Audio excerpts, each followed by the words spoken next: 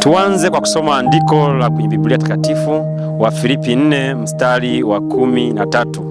Nalo neno la Mungu linasema, nayaweza mambo yote katika yeye anitie nguvu.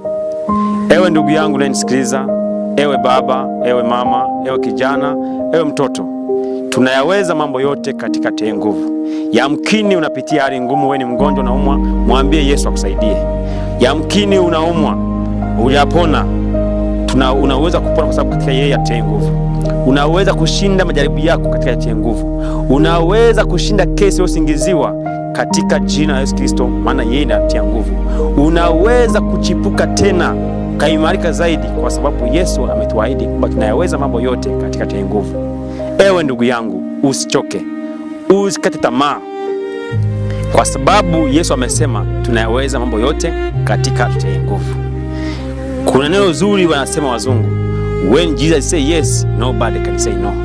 Mungu akisema ndio, hakuna wakuzuia baraka zako. Fanya jambo sasa, usikate tamaa, usichoke, mtumaini Yesu Kristo. Yesu Kristo yeye amesema mwenyewe, unaweza mambo yote katika yeye atutie nguvu. Ili andiko la Filipi 4 mstari wa 13, Mtume Paulo aliandika na akasema habari hii. Ina maana kwamba wewe ndugu yangu uliyekata tamaa, mwambie Yesu swala lako. Ewe dada ambaye umesumbuka muda mrefu bila kupata mtoto, mwambie Yesu sasa saa ya kupata mtoto imefika. Ewe ambaye una magonjwa unasumbuka muda wote, mwambie Yesu niinuke tena. Wewe ambaye unaishi maisha yako ni magumu, ya umekata tamaa, mwambie Yesu sasa inatosha. Yesu akisema ndio, hakuna kuzuia baraka zako.